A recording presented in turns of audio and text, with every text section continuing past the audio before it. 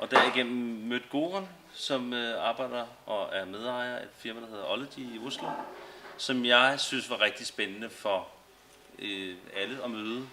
For den måde Goran arbejder på, og den måde Ohlogy arbejder på, er blandt andet, de laver også musiksupervision til film og til reklame som enkeltstående projekter, har studier og ting, så det kan Goran selv fortælle. Men arbejder med musikstrategi som for store global brands, som for mig er utrolig inspirerende.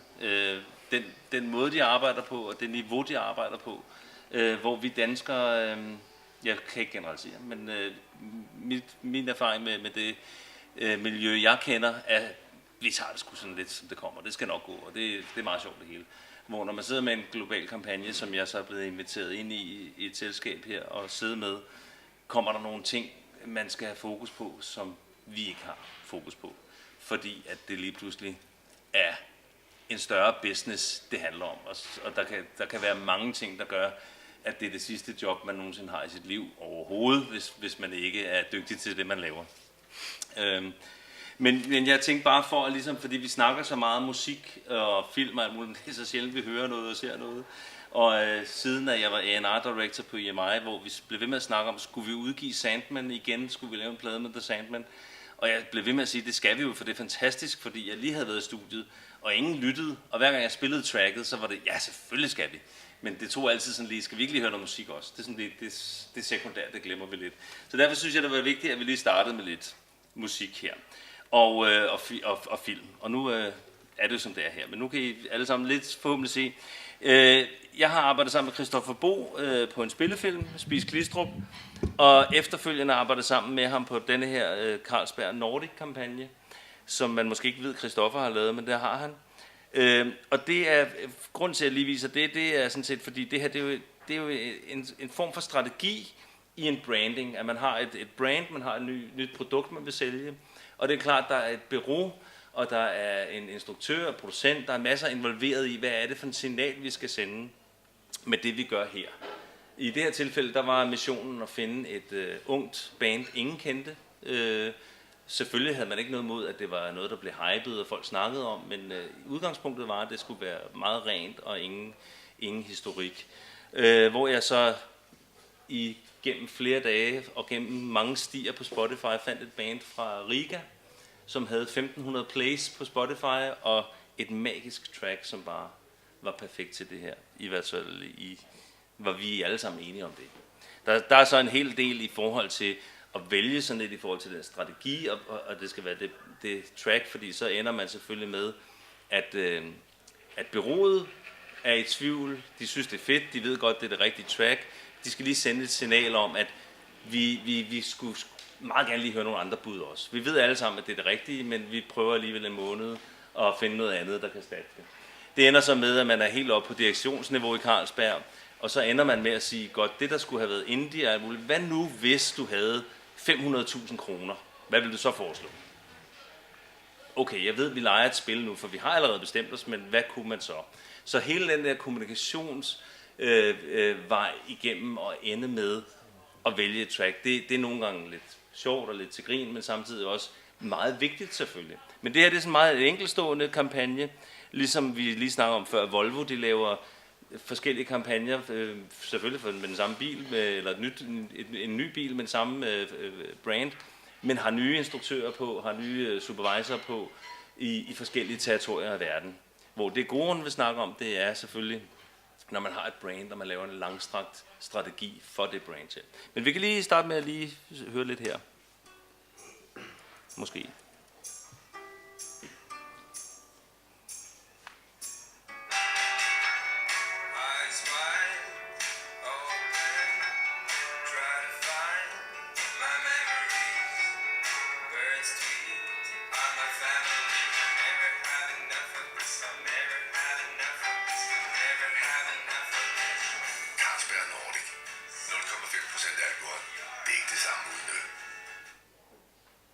Det var det, man fik i den sang. Så kan man jo så vælge som Carlsberg at sige, det er vores nye band, og vi vil gerne investere i en video, vi vil gerne udbrede det her band sammen med vores brand, og hvad kan vi gøre sammen? Kan vi få nogle ringetoner til vores kunder? gøre forskellige ting med det. Og bare lige vise, at der er jo strategi bag alt, man gør. Sådan er det også, når man tager en guitar og siger, skal det være en 12-strenget, skal det være en spansk, hvad er det for et valg, vi tager? Så tager man altid et valg. Men strategi på et andet niveau er selvfølgelig det gode, så gerne vil fortælle om.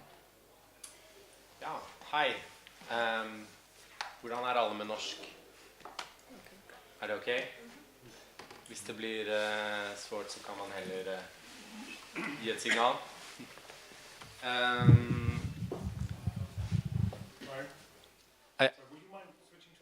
Not at all. If that's fine with everyone, like I'm with the majority, basically. My name is Goran. Thanks for the very nice introduction, Nis. I'm based in Oslo. We're a company called Ohlogy. We have offices Oslo, Stockholm, clients worldwide, mainly Nordic countries. I'd just like to ask you a question first. What do we have here? Labels, bands, publishers? How many labels? Labels? No. There's a label. Bands? Any bands? No? Publishers? Oh, there's a couple of publishers. What else do we have? Journalists? Media? What? And branding agencies. Right. Branding agencies. Very nice. What else? Let's do festival? Right. Live booking. I forgot that. Yeah, sorry. Music branding. Nice. Colleagues. I have colleagues here. I didn't expect that. That's very cool. I was expecting more labels, bands, so I was preparing for that, but we understand each other.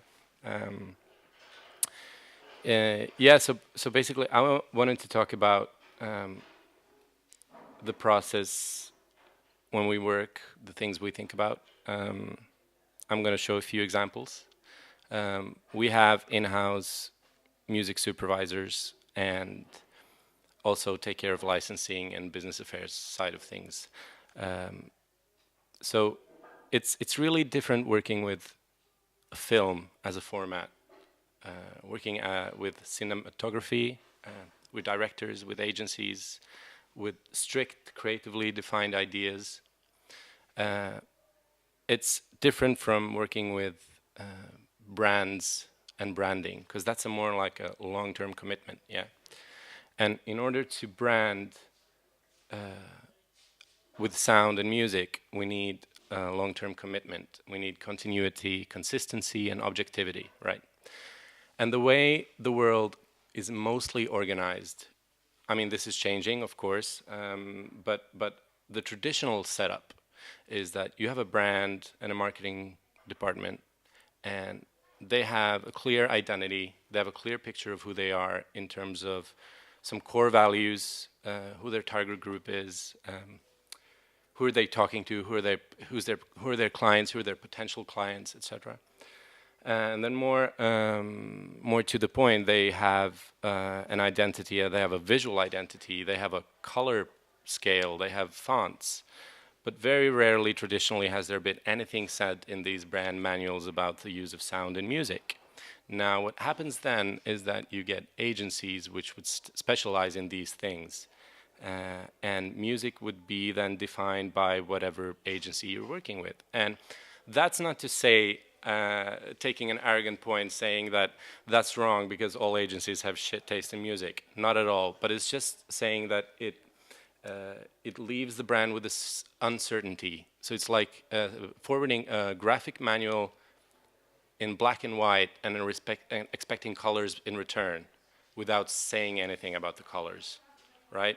So some of the agency creatives, they're going to have really good taste in color. Some are going to have a really weird, specific taste in color, and their choice of color is going to affect the brand print on whatever they return. Now, this is sort of an analogy we use, that we don't want that happening in music. At the same time, we don't want the creative space in terms of music and use of sounds and bands to be narrowed down. So one doesn't exclude the other. So our work is defining a brand, defining their musical DNA to a point where there are clear guidelines, but still still some openness and still some space for whatever the projects are, whatever the touch points, the brand touch points they're working on are, and how that's going to manifest itself. So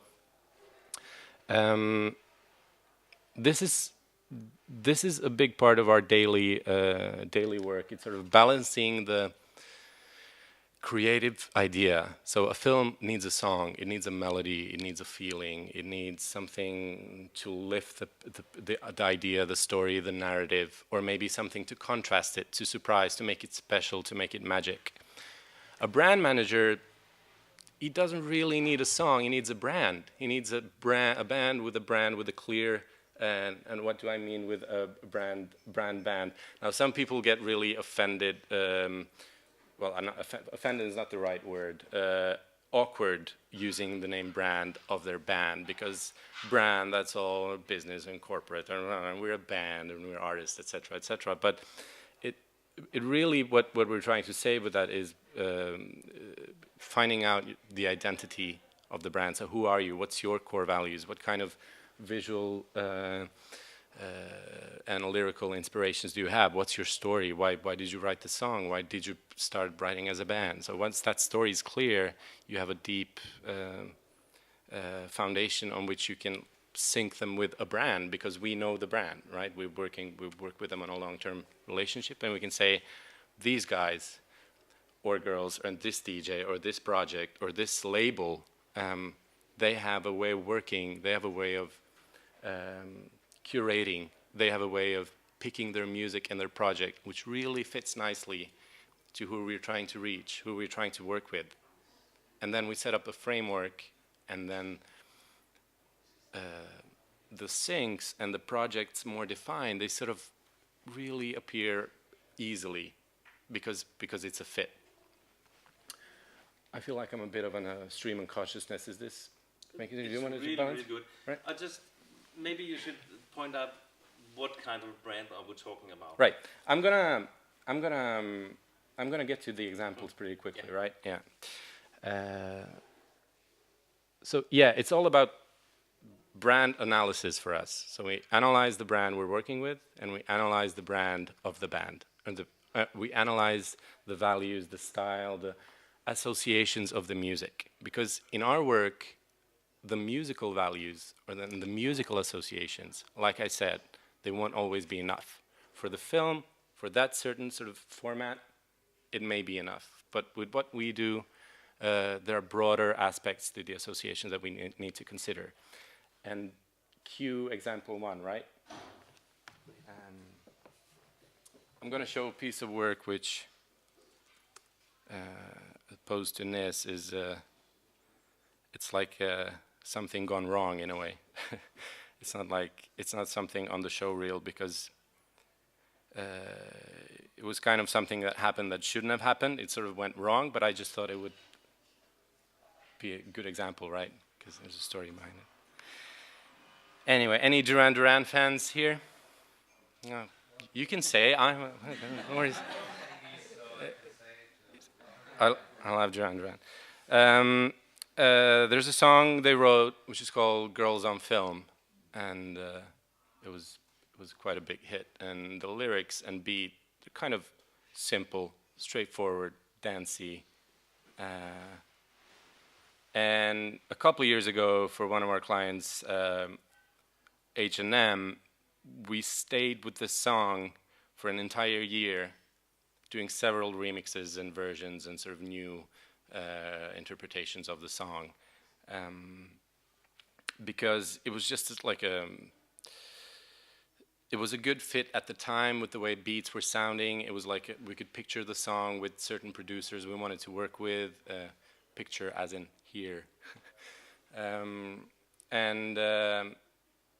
And we started doing that, and obviously for certain reasons, which we're going to come back to, we had to narrow down the exposure of this song, because this song has a different side to it, which we're going to come back to. So this happened.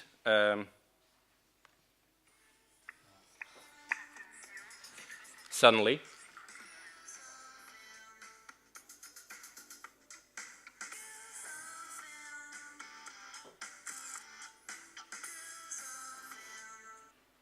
Now, there's a lot of people here who know their music, who know their music videos and music history, but imagine you hear this for the first time, and it's this standard fashion retail ad.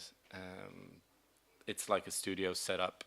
It's girls on film. It's little girls, but it doesn't matter because the lyrics just says girls on film. But as many of you know, the music video for this song, in its uncensored version, it's basically a soft-porn movie, which was running simultaneously at the Playboy channel. This was not supposed to happen, but it happened because some communication was cut. This was obviously taken off the air within hours.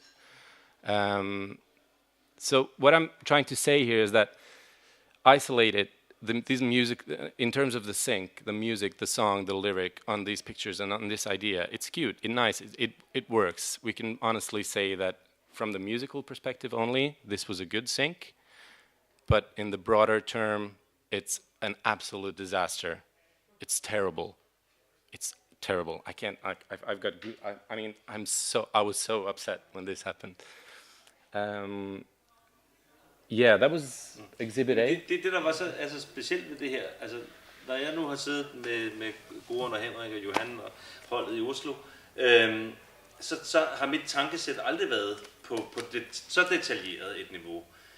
Så det gør jo, at når man lige pludselig får den kan man sige, historik og den vigtighed, det ansvar, det er at håndtere. Det vi skal huske på, det er, at det her brand, det er ikke bare alene en kampagne her og lige lidt der.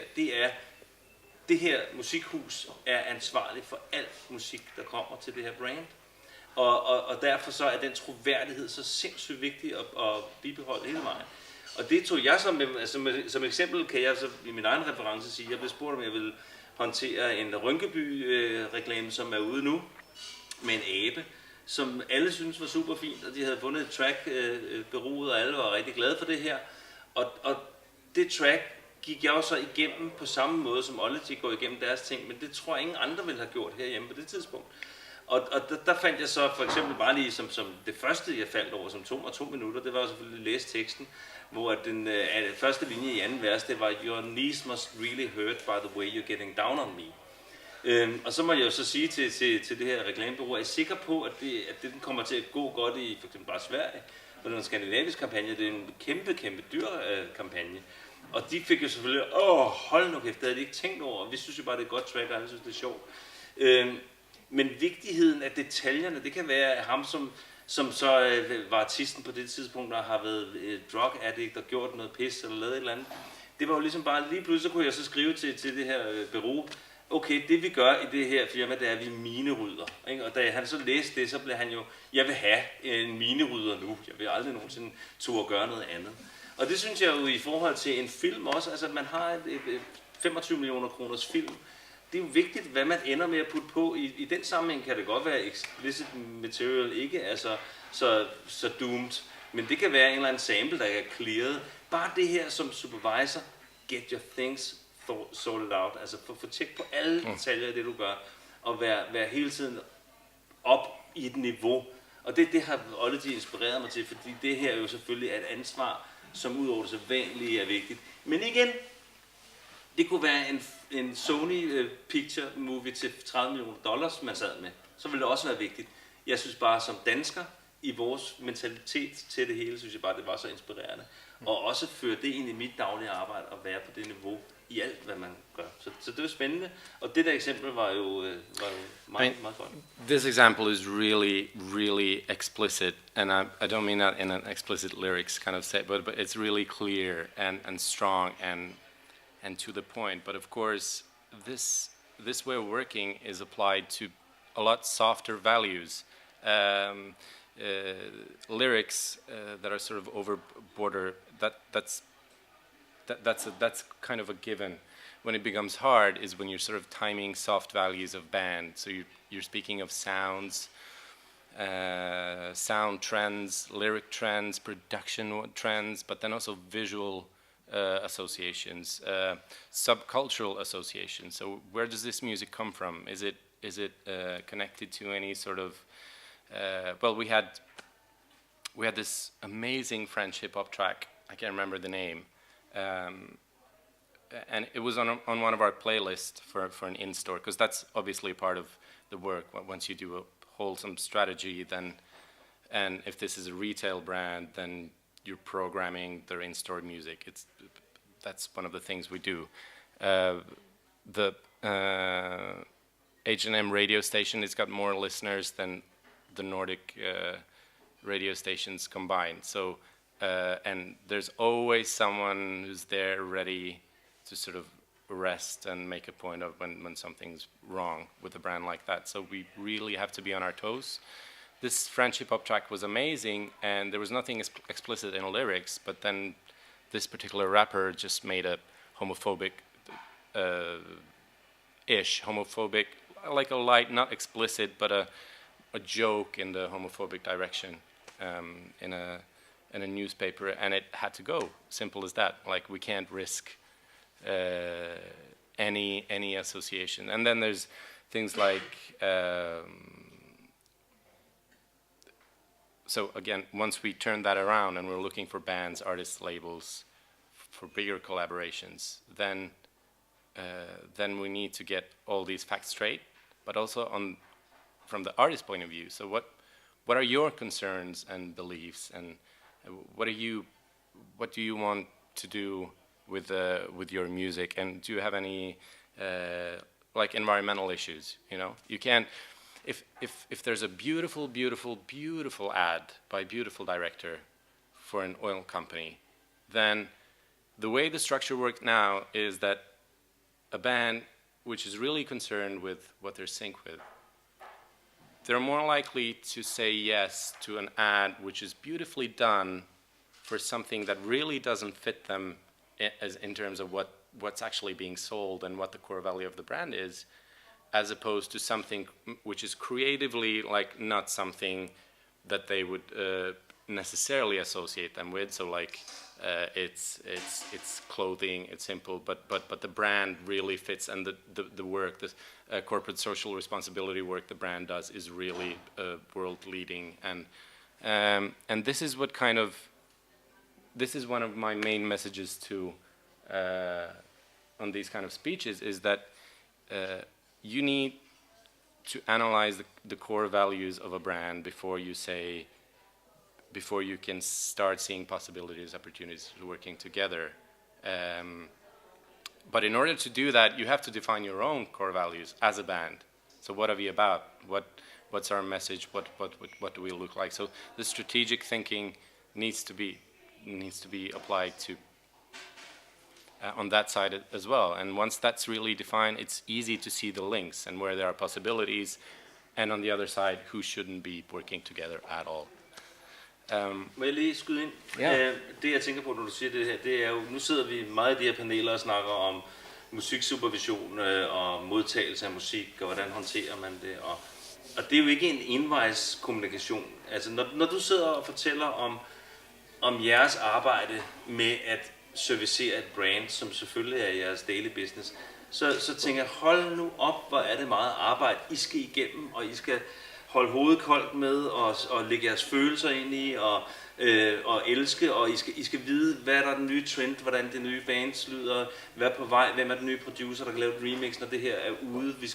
Vi skal have et nummer, der kan gå et helt år for alle kampagner i forskellige udgaver, forskellige producenter, og så sidder jeg og tænker på det store arbejde, og den fokus det er, og så den måde vi relaterer til, jamen jeg har også et nummer her, jeg har også et nummer, kan I bruge det her? Altså det filter, der er der. Hvor når man hører det, du siger, så bliver jeg bare så inspireret til, at når man så laver sin musik, når man som publisher eller label sender musikken, at man er lige så fokuseret, at man ligesom sætter sig ind i, hvad er det for en verden derude, hvad er det, man gerne vil relatere til. Og det strammer bare så meget op, og det synes jeg bliver inspireret af, at det på den måde nogle gange virker som om, vi laver en masse musik, og vi sender den til jer, og I skal bare placere det, og så og lyt, du fik ikke downloadet, hvorfor fik du ikke gjort det? Og så bliver jeg sådan helt stolt af, hvor seriøst det er, og hvor meget arbejde det er at finde det ene track. Og den der tovejs kommunikation og respekt, synes jeg bare er meget fint at høre om. Yeah, in our perspective, it's a lot about not finding one track, but finding 150 track over the next 3 years, because that's we need that time perspective. We need that time frame in order to because just like a band or a label, one brand can hit a sync, and it's just like a cosmic click, and it all clicks with the director and the photography and the song and what's happening with the song and the band, and it's a click and it's like a hit. It's like I'm going to show you one of those examples that I worked on where it just clicked, and then there are like global examples. Like, has anyone seen Dumb Ways to Die? Dumb Ways to Die. That's an ad, but it's a hit, but it's an ad, but it's a hit. It's a great song. Yeah, we're online. We can play that. I mean, I didn't work for that. That was McCann, Sydney, Australia. I think it went best Cannes last year. Was it best? Ja, 2 år siden, tror jeg. Men det var under alle omstændigheder Talk of the World. Yeah, and that was. I mean, who's the sender there? It's Sydney Metro, the Sydney Metro, right? And I'm thinking, Sydney Metro probably shouldn't focus too much funds on their music strategy. I'm thinking there are more important issues in sort of getting their message across and what they need to. I mean, I know I'm not speaking my case here, but you should be honest. There are brands who need to focus on this, and there are brands who maybe have a list of priorities, which, But that was a hit, It just became a hit, and it just got their message across right. But then, in order to achieve what we try to achieve with brands, where we want them to connect with their fans and following and customers, or whatever you want to call them, on a deeper level, to the point where the brand becomes a tastemaker. You can't do that with one hit, with one click. You need consistency over time. It probably takes years, especially if we're talking big brands on global level. It takes years of, objectivity, consistency, continuity. And it's a continuous work.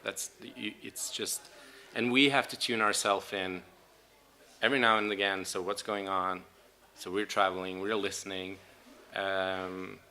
We need to look at the brand. Everyone says, what's happened with you? What's changed, etc. And that's the main difference, I think, with this kind of work and the perspective from sync, like putting music to picture. It's a really important part from that, and it's an important part for me because I'm a partner, but I'm also music supervisor. That's kind of my thing within my team. But I feel like I'm speaking on behalf of our, So it's that long.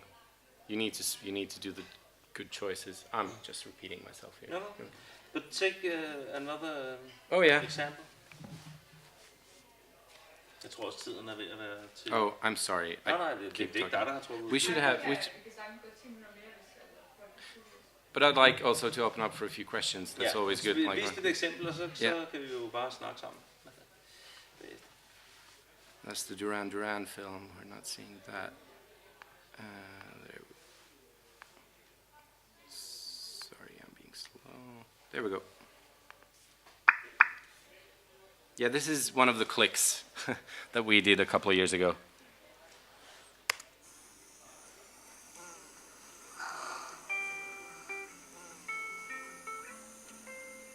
En gang til. En gang til, bare en gang til. En siste gang.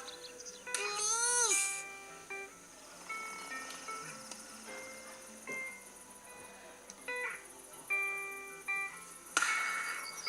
Bare en gang til. Setting fire to our insides for fun. Collecting names of forever missing them, but I'm forever missing him. En gang til. Så skal jeg ikke mase mer. Den er fantastisk. Yeah. Yeah, this got, I think, silver in Cannes, and it's got 1.5 million views, which is ridiculous for a Norwegian air carrier online ad. But yeah, it was. humbly putting a lot of the success to the casting, because the little boy is just, he's just so charming. But the music is unexpected. It's not something that existed in the brief whatsoever. It's not something that existed in any talk of the music or on the film prior to the moment where I was listening to Daughter with Sadi, my colleague, and we were like, and we weren't sure. I'm going to be honest. We go, this is far out. This is right. And this director is really a fantastic director, but old school. He needs his time with his music. Like, he doesn't want to sit there with you listening to the music. And like, get him in the playlist, and I'll have a walk, and I'll speak in a week. And it just clicked. To the point where they doubled their music budget in order to make it work. Beautiful. Which is very rare. Well done. Yeah. I would say. Yeah. Skal vi, hvis I har nogle tanker, og så... No questions from them. They had it all straight. Yeah. It's good. Yeah. Do you ever find yourself doing more than just finding music, but putting more into a campaign, developing some, using the music in some other way, helping the brand, giving music away for free together with a newsletter, or something more than just the music, but using the artist as an ambassador of So if I get your question straight, so at what points do we work with music more than the curation part, but also more like actually committing the music to? Yeah, I mean we've done that as a part of projects, like so there's an output from the project which is a song or a remix, and then that's offered to the audience too. We've had a few times where we had artist collaboration with artist and brand. So there's this song that's re-recorded by this particular artist, and in that brief, like why is this artist doing this song? In the reasons why the brief is why it is, we have to put in the ideas for the ad, our identity and music guidelines, but also like the campaign, the prospect of the campaign, how the campaign is going to look like. As a result of that, we've had a long version of the track, because the TVC is like regularly 20 seconds. These days there's usually a 60, 120, 90 second online edition, but then there's a full version of track which is we've had free downloads online, we've had iTunes sales with sales going to UNICEF, we've had, or other charities. Obviously, because we're thinking content, right? Obviously, you have your playlisting, which is really important. I mean, a playlist is super powerful in many ways. Giving away playlists, weekly playlists. We've had, well, obviously the live part of this, this. But then again, I'd say still, our main focus is the curation part of it, and the strategic perspective. So curating the right way over time. I mean, I've seen festivals. I'm looking at you just because you're my live booking person in the room. Festivals where one stage is curated by someone, and that's a giveaway, right? So we're not necessarily curating, because from a fan, follower, customer point of view, we're not interesting at all. We don't want to be shown, we don't want to be visible, but so part of our project is, right, so let's do a playlist on Friday curated by this person, and there's a fit there, right? So Nile Rodgers is putting his 10 best Italo disco tracks for you because of this. So you can do that with curation as well, and then you can do with festivals. Like, obviously I've seen festivals who've had set up a stage and then it's curated by or sponsored by, but sometimes it's a good natural fit, but sometimes I'm like, why the brand, why the bands, why this isn't making sense.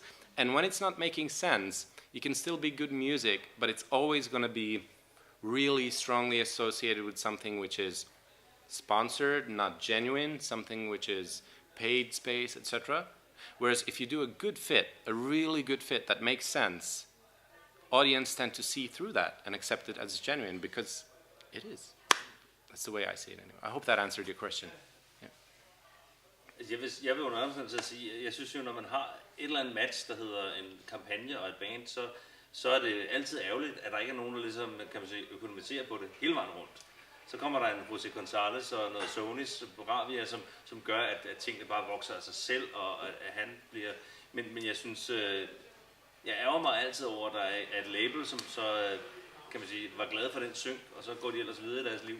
At man ikke siger, hvordan optimerer vi hele vejen rundt, fordi der er alligevel betalt 2 millioner for en tv-kampagne, den kører det næste halve år, der er betalt for det, og ud, ikke? Fordi det der nåleøje der, så var man glad for at lige komme igennem der. Men så skal man sgu også forhåbentlig udnytte det på i den anden ende, ikke? Men ja, det er godt. Fantastisk. More questions? Yeah. Please, a few more. Make this seem less of a monologue. Please. Maybe an international question. Do you say you worked a lot in Norway? Do you work for international projects as well? Yeah. So what are the differences? Are there differences that you see in a cultural approach, or are the UK agencies approaching music different from the ones in Norway? Oh yeah. I basically you can sum up our discussions of lyric. It's got a definite root in the cultural and subcultural differences, because in Sweden, I think Sweden is a bit different. Denmark and Norway similar in the sense that it's just music, it's just a song, it's just a lyric. Whereas if you listen to any British article about music, article on music, or podcast, or and this goes back. It's not just now, but this goes back always. I had my studies in England, and this was such a huge culture shock for me, because I listened to introvert Norwegian electronica from the north, and I was like, this is amazing. And the Brits were like, well, what is this? Why does it exist? What's the subcultural connotation? What sort of political message does it have? Who are they? Who are their friends? What do they wear? And I was like, why are you asking these questions? Just listen to it.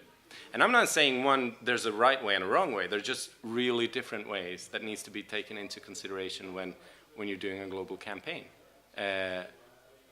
Even more so when you're doing a global strategy. I would say, because of this, some brands can impossibly have a global music strategy. Like we have Volkswagen and on the topic line today, because of this, because of their product being universal from our point of view, and their markets being so different. I mean, they have to adapt their models to territories. So a Passat isn't a Passat in South America, it's whatever, and it's a different price or different. So how could they have it still doesn't mean that they wouldn't benefit from an in-house music supervisor who worked with these issues. But defining global musical guidelines for certain brands is impossible because of cultural and subcultural aspects, I would say. Did you? Yeah. Man, if you have any counter opinions, I would love, or we could maybe discuss later. I would agree. I mean, I'm just thinking in the lines of my sister's a classic singer. Yeah. So, and she tours Norway, and she comes back and she says she's amazed that everybody's singing in Norway. So she's staying with people that, open their rooms and say, you're artists, you can stay here, I give you food, I give you drinks, and then I show you where your concert is. And then after the show, they go back and they have dinner, and as a thank you, the host sings. You know what I mean? So they've heard these professional singers, and they have no problem standing up and saying, I'm going to sing you a song now. And my wife is playing the piano or something. So, do you know what I mean? In Germany, I don't think that would happen. Nobody would go out and say, no, it's my turn. You just don't do that. So I think, so that kind of mirrors your, and I spent a lot of time in England as well, so I know reading the enemy is more important than listening to music almost. Just listen to any Guardian Music Weekly podcast and try to distill how much they're talking about sound and how much they're talking about everything else. And I remember being, once it hit me, once this sort of, because I was never a Brit rock or Brit pop kind of kid growing up. I was more into experimental, weird stuff, which was all about the musical value. So you don't ask the question, what's the artist and DJ wearing and where's he coming from? You just listen to it and you talk about the method. So how did he make the sound? Whereas in England, this is completely irrelevant unless that way of making sound has a subcultural connotation. So since it's not about how they sound, it's like what they relate to. Oh, Kraftwerk or whatever. I think this is fascinating and unavoidable once you start crossing borders. How does a strategy look like? Yeah, yes.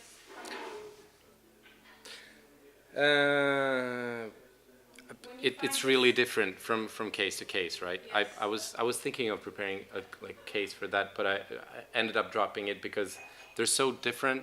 Yes. None of them could work as a good example and broad example of how we work or how brands work with music. But It's also a feeling. of course. I'll try to give a few sort of very to-the-point examples. When we do programming for in-store, programming in-store radios, we define spaces in the hour, in the day. So Friday night is different from Monday morning, right? And then there are tags to every song, every new song, which is creatively in a form which works like an editorial from any radio station. Right? A song first sort of is analyzed, a bulk of songs, new songs is analyzed because we have researchers working full-time with just getting new songs from blogs, etc. And then this gets into an editorial meeting where we discuss music in a sort of very qualitative way. And then we end up with some songs, and then these are given values. So it can be tempo, energy, but it can also be like mood. And we have tons and tons of these values. We give them scores, and we just trust every team for every brand to be right. That's why we have to tune it and make sure it's right. We work in focus groups. We talk to our client. We go out to the stores and listen to it, and then we give values to the songs.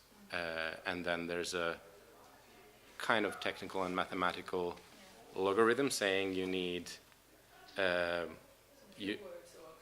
we need maximum of this color or whatever tag it is at this point in this shop. But before we get to the point where we get it all technical and mechanized, it's all qualitative and sort of editorial and based on what we've been discussing.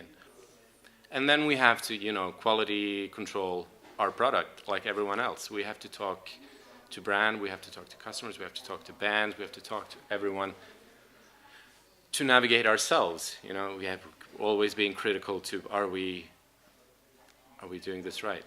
But I just like to say with the feeling, and we talked about finding a song for a specific ad. Music is a really strong ingredient in which can be used for polarizing certain aspects of an idea or a campaign. So maybe sometimes an ad has gone too far in a certain direction. It's become a bit too cute and friendly for a campaign or for a strategy. In that case, you can take the music and it needs to balance that so that the total output is in the middle. Or the other way around, if the idea or the film cinematography isn't enough of the direction which was cut out for it, then you use music to push it. And that's in my experience, that's a strategic way of applying music to case by case. So that's, you say like when someone comes in with a gig which is just a campaign and can you find the right music for this at this budget, then we're gonna wanna know what's the story behind this film? What's the idea? What's the pitch? And preferably, what's the brand manual? Is there a brand manual, some brand guidelines? And what are we trying to do? Because if it's just about finding finding music which makes the film better, there's not enough information in that assignment for me. I can't, it's too random. It's because I can't keep objectivity and the way of thinking in that sense. Of course we still do it because, you know, there's still, because you know, based on experience and networking and relation, you know what they want and the job is being done. But in theory, right, this is all a bit hypothetical in theory. Like, can you find some music to this ad to make it as good as possible? Or can you suggest a band for us which will make our brand cooler or better? That's just the starting point. There's not enough information in that question. There's loads of information to add to that before we can start working and to lift this to a higher level. Skal vi ikke lade det være det sidste, der blev sagt? Det var smukt. Thank you.